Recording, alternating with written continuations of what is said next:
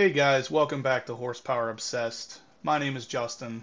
Today I wanted to talk about some rumors I've heard about the new mid-engine C8 Corvette that's supposedly coming here soon. Ultimately, I know there's a couple videos out there already talking about some of the different things, but there's some things that I didn't feel were touched on, and ultimately I just wanted to kind of give my opinion. There are a good bit of renders out there currently that just user renders showing what a lot of people feel the new car is going to look like. For the most part, I actually don't think most of them are attractive. There has been a couple here and there that come out that really do look like the car is going to be fantastic looking, but I would be willing to bet that probably none of these renders are overly close to what the car is really going to look like. I know the original render came out on a Car and Driver magazine, and to me it looked okay, but it looked really bland. Um, for what Chevrolet is going to be doing with this car, basically overhauling everything we ever known about a Corvette, I feel like the car is going to come out and be a lot flashier than what Car and Driver showed us. The rumor I've heard that really resonates heavily with me is that a manual transmission is not going to be an option.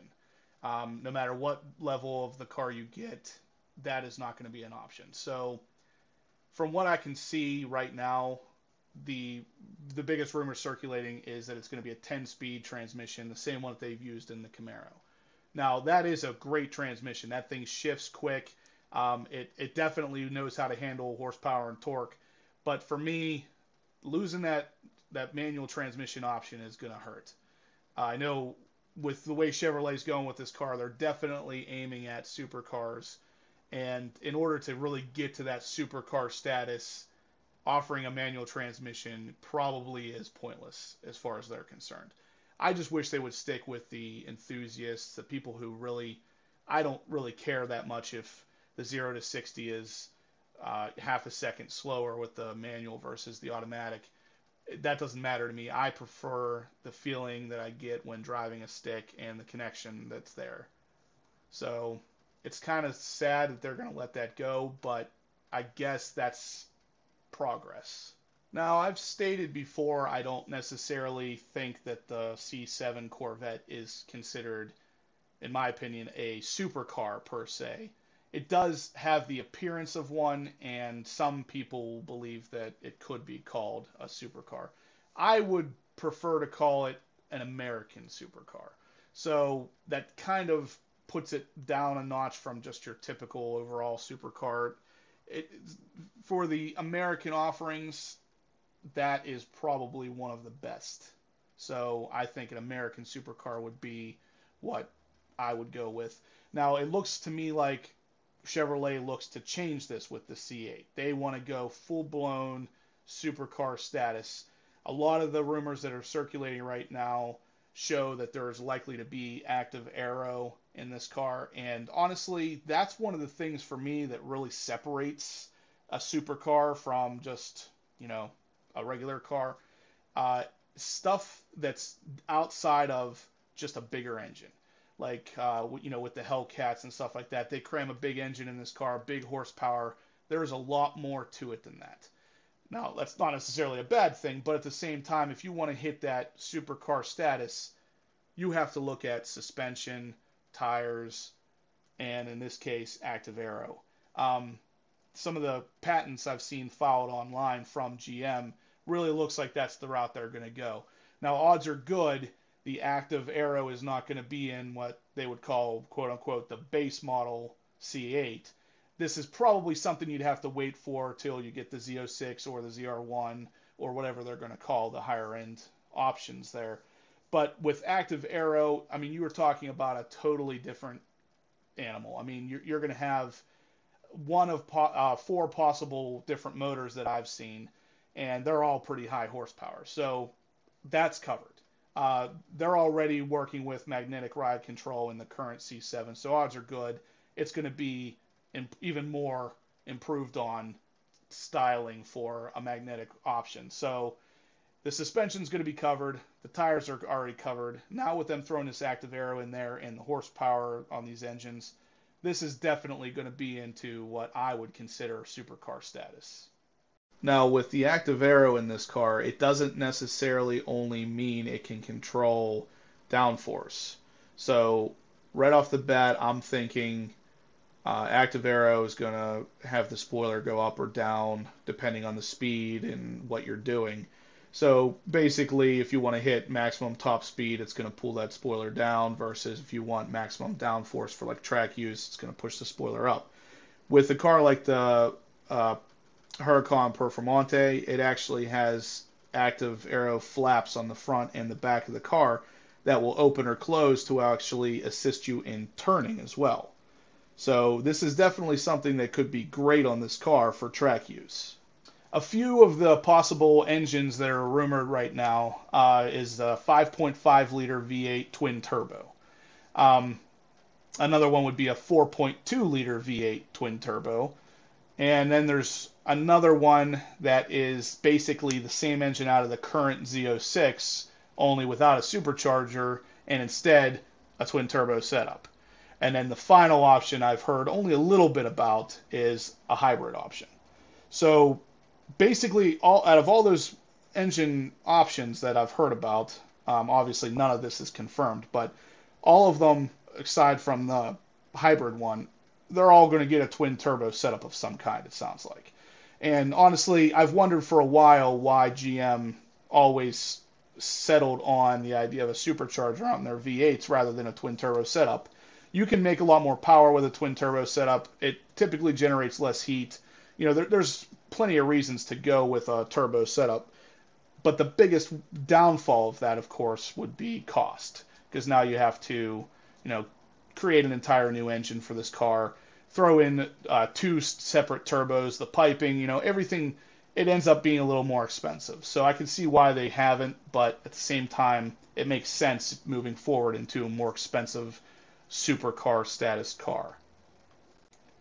Now, again, me personally, I would prefer they stuck with a V8 with this new Corvette, but ultimately, with the way the regulations are getting with, keeping cars on certain emissions and everything, odds are good they probably are going to look at a smaller engine. So even if it is a V8, it's probably not going to be a 6.2 liter, unless, of course, the rumor of them using the same engine out of the Z06, only twin turboed instead of supercharged, is true. But if they're generating and engineering an entire new engine for this car, specifically for the mid-engine car, odds are very good it's not going to be a 6.2 liter. It's going to be smaller than that, and odds are pretty good it's not even going to be a V8. Again, like I said, I hope they stick with the V8, but I also was hoping that they would offer a manual option. So it's not necessarily going to be what I'm hoping for here, but it is progress. I mean, at this point, all the manufacturers are going away from sticks, and a lot of them are moving away from V8s to more efficient V6s or even 4-cylinders that are turbocharged that put out almost as much horsepower. So as far as that goes, it is progress, but I'm going to miss those options for sure. Now, depending on how far Chevrolet wants to go with this supercar status, it obviously could affect the price pretty negatively. Right off the bat, none of these prices are no price is set in stone for this yet. So the idea of saying, oh, this car is going to be expensive or it's going to be cheap, no one really knows yet. This is all just speculation. But from what I've seen, some of the C8 spy shots that I've seen, a lot of them have what appears to be a quote-unquote base model appearance. So, for example, a lot of the spy videos that I've seen, they seem to show what looks like a smaller rotor setup inside of the rims. So that, to me, that looks like they are probably testing what is going to be the base model or the Stingray equivalent to the C7 series here. So with that being said, one of the most recent spy shots came out of a C8R that had what looked like carbon ceramic rotors and a very large wing in the back that possibly was active aero.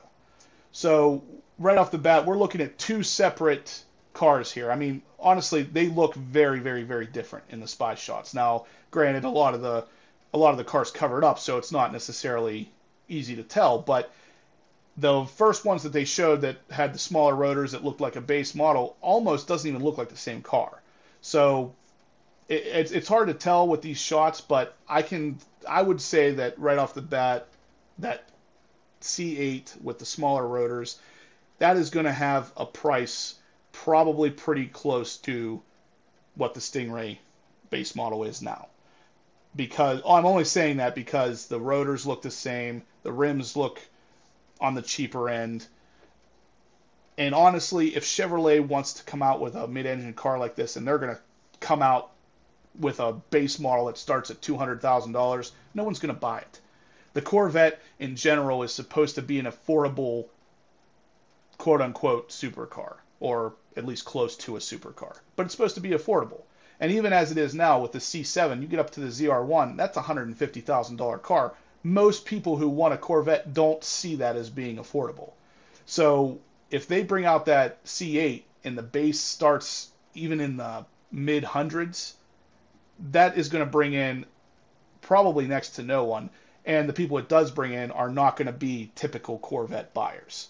So that's C8 coming out. If it comes out and is around the same prices as current Stingray, I mean, give or take $5,000, that is still going to stick with the people who are Corvette lovers. So that would appeal to me. So I mean, if it comes out and the car's great and it's only a little bit more expensive than the current offerings, or as long as it's not blowing it out of the water expensive, people are going to still want that car that currently have Corvettes. So what do you guys think? Would you buy a C8 if it's priced higher than the current Stingray? I think the mid-engine if the mid-engine car comes out and it has a lower curb weight, higher horsepower, and has a price similar to the current Stingray, GM's going to have quite a seller on their hands. Now, if it comes out and it's the exact opposite, it's way expensive, they've added too much weight to it, but threw a big engine in it, I don't know that it's going to sell that well. I think a lot of the current Corvette group, the Corvette community here, they want a certain thing. They want basically higher horsepower, lower weight, and around the same price, if not lower. But, I mean, if GM does that, they're going to come out, they're going to sell this car way better than the C7 ever sold. And that's saying something, because the C7 is currently one of their best-selling Corvette generation. Now, as I said, all this information, none of this is confirmed. For the most part, this is all rumors and some user renders. So ultimately, the only thing that we can really confirm is that GM did put through patents for active Aero. Whether or not they'll ever see the light of day on a Corvette, who knows. But since all this is just rumors, this is mostly just my opinion on what these rumors have been. If you guys like the video, go ahead and give me a thumbs up. If you have any suggestions, throw them in the comments down below. Let me know what you think about the C8 Corvette. Is it something that you're going to consider buying? Let me know down in the comments. Have a good one.